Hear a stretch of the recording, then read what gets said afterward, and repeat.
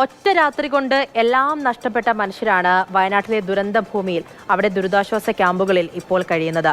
നിങ്ങൾക്ക് എല്ലാവരും ഉണ്ട് എന്ന് ഞങ്ങൾ എടുത്തു പറയുകയാണ്. കാരണം ഒരു ഉദാഹരണം നിങ്ങൾക്ക് മുന്നിൽ കാണിക്കാം. ദുരന്ത ഭൂമിയിൽ നിന്ന് എത്തുന്നവർക്കായി സ്വന്തം വീടുകൾ തുറന്നിട്ടിരിക്കുകയാണ് തിരുവനന്തപുരം മലയൻകീഴുകാർ.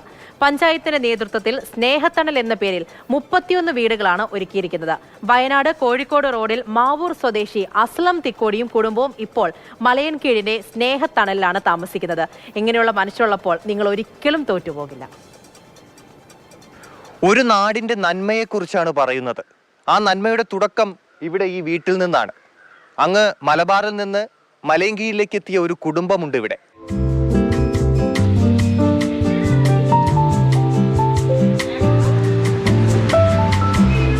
ഉരുൾപൊട്ടലിന്റെ ഭീതിയിൽ നിന്ന് ആശ്വാസത്തണൽ തേടി എത്തിയതാണ് കോഴിക്കോട് മാവൂർ സ്വദേശി അസ്ലം, ഭാര്യ സലീന, മകൾ അംന ഷെറിൻ. അതിഥികളെ ഷെല്ലിയും കുടുംബവും സ്വീകരിച്ചു. മലയൻകീഴിന്റെ ആശ്വാസ തണലിലെത്തിയ ആദ്യത്തെ കുടുംബം. ഇവരെന്താണോ എവിടുത്തുകാരെ എങ്ങനെയൊന്നും നമുക്കറിയത്തില്ല. പക്ഷെ ഇവിടെ വന്ന സമയത്ത് നമ്മളിവിടെ 2 കൈ നീട്ടി ഇവിടുത്തെ പഞ്ചായത്ത് ഈ വീട്ടുകാരെ നമ്മളെ സ്വീകരിച്ചു. അത് മാത്രമല്ല, എൻ്റെ മകൾക്ക് ഭയങ്കര ഇഷ്ടമായിരുന്നു സദ്യയും കാര്യങ്ങളൊക്കെ. വന്ന് 2ാമത്തെ ദിവസം ചേച്ചി ഇവിടെ സദ്യയും കാര്യങ്ങളൊക്കെ കൊച്ചിന് ഉണ്ടാക്കി കൊടുത്തു. നല്ല ഫുഡും എല്ലാ രീതിയിലും പെരുമാറ്റത്തിലും എല്ലാ രീതിയിലും ഈ കുടുംബത്തിനോടും ഈ പഞ്ചായത്തിനോടും ഞങ്ങൾ ഒരുപാട് കടപ്പെട്ടിരിക്കുകയാണ്. അപകട ഭീതിയോടെ ദൂരങ്ങൾ താണ്ടി എത്തിയവരാണ്. ദ്വീപിൽ പെട്ടൊരവസ്ഥയല്ല. അതായത് 4 ഭാഗം വെള്ളമാണ്. വീട്ടിലേക്ക് കയറാനോ വീട്ടിൽ നിന്ന് പുറത്തിറങ്ങാനോ പറ്റാത്ത സാഹചര്യം. നമ്മുടെ സുഹൃത്തിൻ്റെ സ്റ്റാറ്റസ് കണ്ടു. ഇവിടെ ഇങ്ങനെ പഞ്ചായത്തിന് ഒരു സംവിധാനം ഉണ്ടെന്ന് പറഞ്ഞപ്പോൾ അവർ വിളിച്ചു. ഇവിടെ മലയൻകീഴ് പഞ്ചായത്ത് തന്നെ നിങ്ങൾ ഏറ്റെടുക്കാനുണ്ട്, നിങ്ങൾ കയറി പോരും മക്കളെ എന്ന് പറഞ്ഞപ്പോൾ ഞങ്ങൾ അങ്ങനെ കയറി വന്നതാണ്. ഇവിടെ പഞ്ചായത്തിന്റെ മേൽനോട്ടം, ഭക്ഷണവും സൗകര്യവും വീട്ടുകാർ തന്നെ ഉറപ്പാക്കും. ഞങ്ങൾക്ക് സന്തോഷമാണ്. മനുഷ്യനാകുമ്പോൾ ഉള്ളൊരു സുഖമുണ്ട്. പിന്നെ ഞാനും വൈഫും മോളും മാത്രമാണ് ഇവിടെ ഉള്ളത്. അപ്പോൾ നമുക്കൊരു കൂട്ടുകുടുംബം പോലെയായി. ഒരുപാട് ഫാമിലി ഇപ്പം ക്യാമ്പിലും നിൽക്കുന്നതല്ലേ. അപ്പോൾ അവർക്ക് ചിലപ്പോൾ അങ്ങനെ നിൽക്കാൻ ബുദ്ധിമുട്ടുള്ളവരും കാണും. അവർക്കൊക്കെ വന്ന് നിൽക്കാൻ അങ്ങനെ ഒരു സ്ഥലം ഉണ്ടെങ്കിൽ അത് ഭയങ്കര നല്ലതായിരിക്കും തോന്നുന്നു. ദുരന്തമുഖത്ത് നിന്നെത്തുന്നവരെ അതിഥികളായി സ്വീകരിച്ച് താൽക്കാലിക താമസ സൗകര്യം നൽകാൻ സ്വന്തം വീടുകളുടെ വാതിലുകൾ തുറന്നിട്ടിരിക്കുന്നവർ ഇനിയുമുണ്ട് ഇവിടെ. ദുരന്തമുഖത്ത് നിന്ന് അഭയം തേടി വരുന്നവർക്ക് ആശ്രയമാവുകയാണ് മലയൻകീഴ് പഞ്ചായത്തിലെ 31 വീടുകൾ.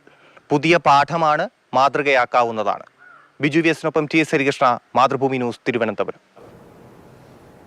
TS ഹരികൃഷ്ണ തന്നെ നമ്മളോട് ചേരുന്നുണ്ട്. ഹരി, ശരിക്കും ഇത് കേൾക്കുമ്പോൾ ഒരു അത്ഭുതമാണല്ലേ. നമ്മളിപ്പോൾ വയനാട്ടിലെ കാര്യം നോക്കുകയാണെങ്കിൽ, അല്ലെങ്കിൽ ഏതെങ്കിലും തരത്തിലുള്ള ദുരന്തങ്ങളൊക്കെ ഉണ്ടാകുവാണെങ്കിൽ ഒരുപാട് പേർ സഹായിക്കാനെത്തും. അത് പണമായിട്ടായിരിക്കും, വസ്ത്രങ്ങളും മറ്റ് വസ്തുക്കളുമായിട്ടായിരിക്കും, വീട് വെച്ച് നൽകുന്നതായിരിക്കും. പക്ഷേ നമ്മളിപ്പോൾ താമസിക്കുന്ന സ്വന്തം വീട് ഏത് നാട്ടുകാരാണെങ്കിലും അവരിത് തുറന്നിട്ട് കൊടുക്കുക, നിങ്ങൾക്ക് അവിടേക്ക് വരാം, ഞങ്ങൾ നിങ്ങളുടെ കാര്യം നോക്കിക്കോളാം എന്ന് പറയുമ്പോൾ അത്ഭുതം തോന്നുകയാണ്. ഒപ്പം ഇങ്ങനെ സ്നേഹിക്കാനുള്ള ആൾക്കാരൊക്കെ നമ്മുടെ നാട്ടിലുണ്ടല്ലോ എന്ന് വീണ്ടും വീണ്ടും തോന്നിപ്പിക്കുകയാണ്. ഈ വാർത്ത ഇപ്പോൾ കേൾക്കുമ്പോൾ തീർച്ചയായിട്ടും അവിടെയുള്ളവർക്കൊക്കെ വലിയൊരു പ്രചോദനമായിരിക്കും ഇത്. ഉറപ്പായിട്ടുമായിരിക്കും. ഞാൻ ഈ വിവരം അറിഞ്ഞപ്പോൾ തന്നെ ആരായിരിക്കും ഈ ആശയത്തിന് പിന്നിൽ എന്നുള്ളതാണ് അന്വേഷിച്ചത്. എൻ്റെ അറിവിൽ വേറൊരിടത്തും അല്ലെങ്കിൽ വേറൊരു പഞ്ചായത്തിലും ഇങ്ങനെ ഒരു പദ്ധതിയില്ല. സ്നേഹത്തണലെന്നാണ് ഈ പദ്ധതിയുടെ പേര്. അപ്പോൾ ഇത് ആരുടെ ആശയമാണെന്ന് അന്വേഷിച്ചപ്പോഴാണ് മലയൻകീഴ് ഗ്രാമപഞ്ചായത്തിലെ വൈസ് പ്രസിഡന്റ് സുരേഷ്, അദ്ദേഹത്തിൻ്റെ ആശയമാണ് ഇതെന്ന് പറഞ്ഞത്. പക്ഷേ എനിക്ക് അദ്ദേഹത്തെ നേരിട്ട് കാണാൻ പറ്റില്ല, ഫോണിലൂടെ സംസാരിച്ചേ ഉള്ളൂ. ഞാൻ പോയ സമയത്ത് അദ്ദേഹം അവിടെ ഉണ്ടായിരുന്നില്ല, അതുകൊണ്ടാണ് അദ്ദേഹത്തെ കാണിക്കാത്തത്. ഞാൻ ആ വീട്ടിലേക്ക് ചെന്നു. വീട്ടിൽ ചെന്ന സമയത്ത് ഇവരുമായിട്ടൊക്കെ സംസാരിച്ചു. ഞാൻ ചെന്ന് കയറുമ്പോൾ ഒരു സംഭവം എന്താണെന്നറിയോ, ഈ ഷെല്ലിച്ചേൻ്റെ കൂടെയാണ് ഞാൻ ചെന്ന് ആ വീട്ടിൽ കയറുന്നത്, അവരെ വിളിച്ചതിന് ശേഷം. അവിടെ ചെന്നതിന് ശേഷം ഞാൻ ചെന്ന് കയറുമ്പോൾ ആ വീട്ടിൻ്റെ ഫ്രണ്ടിൽ നിന്ന് ഒരാൾ ഭക്ഷണം കഴിച്ചതിന് ശേഷം പാത്രത്തിൽ കുറച്ച് ചോറും വെച്ച് പൂച്ചയ്ക്ക് കൊണ്ട് കൊടുക്കുന്നത് കണ്ടു. അപ്പോൾ ഞാൻ വിചാരിച്ച ആ വീട്ടിലെ ആളായിരിക്കുന്നു.